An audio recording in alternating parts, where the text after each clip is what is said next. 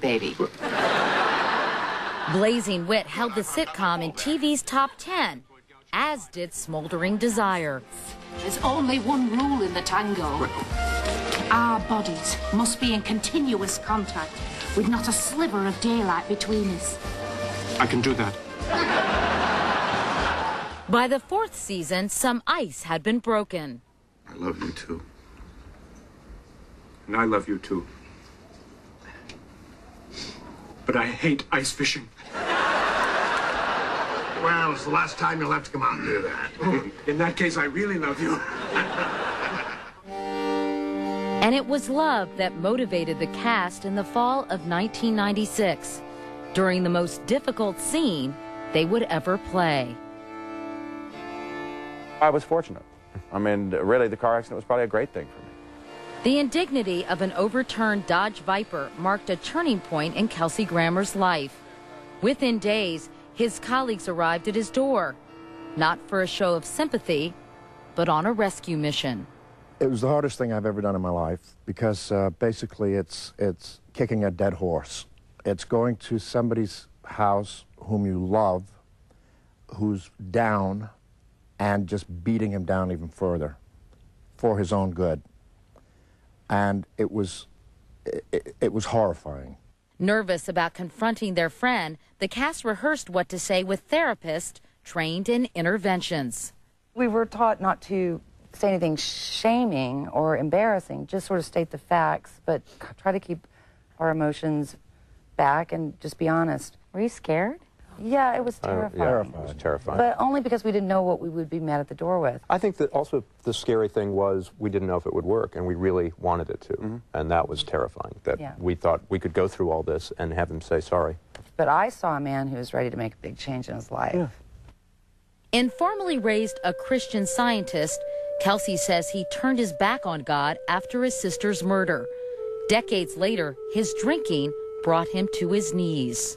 I found myself praying a lot, which I hadn't done in a long time. Whether the intervention was divine or not, it worked. To the enormous relief of his friends, he agreed to get help. The readiness is all, it comes from Hamlet. It's just a matter of, there's a special providence in the fall of a sparrow.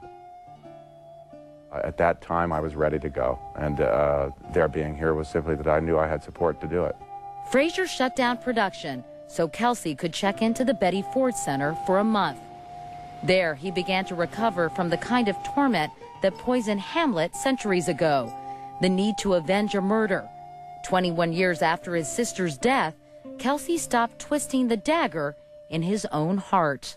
In addition to ending the cycle of addiction, you also learned to love yourself, because for a long time you really were self-loathing and tortured, weren't you? My biggest disappointment was me, but it was mostly because I couldn't I couldn't save my sister. That's what happened. I couldn't save her. And as it turned out, I couldn't save anybody else. And it became a mounting frustration.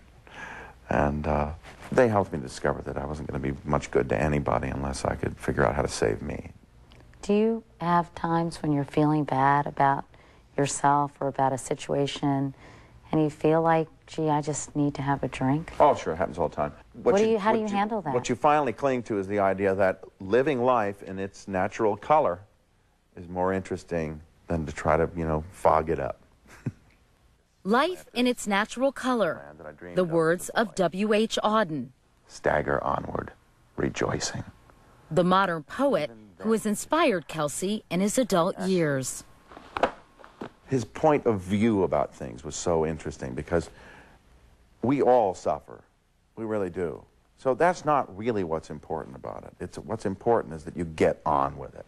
And get on with it he did. And the Emmy goes to my sweet friend Kelsey Grammer. 2 years into his sobriety, a former drinking buddy presented Kelsey with his third Emmy for Best Actor in a Comedy. In his acceptance speech, he alluded to those uninvited guests who showed up one night. To a very special small group of people that came to me a while back, in a very dark time in my life and told me that there was a way out. I wanted to thank them. I love you, and thank you.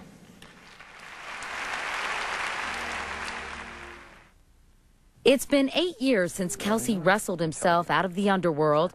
He says renewed faith and the compassion of his third wife, Camille, have kept him anchored to the shore. They met just a few months before he went into rehab. Kelsey says it was you and Betty Ford. Yeah. That was quite a little threesome. Yeah, quite a little gang, wasn't it? Yeah. But Camille, it was your love and support that Kelsey credits with helping him sort of change his way of thinking. I think through love, I found the confidence and the power to hang in there and actually want to help somebody. Nice day. Their life, in many ways, is a Midsummer Night's Dream, to borrow yet again from Shakespeare. They own luxurious homes in 4 states, like the one in Hawaii that made a splash in Architectural Digest, as did Camille on Frasier. Lady Godiva. No, Eve. From the Bible. Well, now I know why they call it the good book. With the help of a surrogate, the Grammers are expecting their second child, a son, in September. They hope his arrival is not as dramatic as the entrance of Mason Olivia, their 2.5-year-old daughter. Right around 5 o'clock, out came Mason with the cord around her neck, blue, and that was a little disturbing because she almost didn't make it. And that first breath she took was like, wow. Here we go. She's the little light of our lives, you know. You seem like you're in a really good place. I hate that expression, but... It sort of minimizes it, actually. Yeah. I'm in a great place. I mean, my life is firing in a way it never has before. I've been given the gift of a new family. This is all new to me. I was talking to Camille just the other day about, I was walking around with Mason and holding her in my arms, and she called down, dinner's ready, and... It was domestic bliss. It was all those things I idealized about and romanticized about what my family could be, and never was. But now it is. How will they say goodbye? Behind the scenes at the final episode.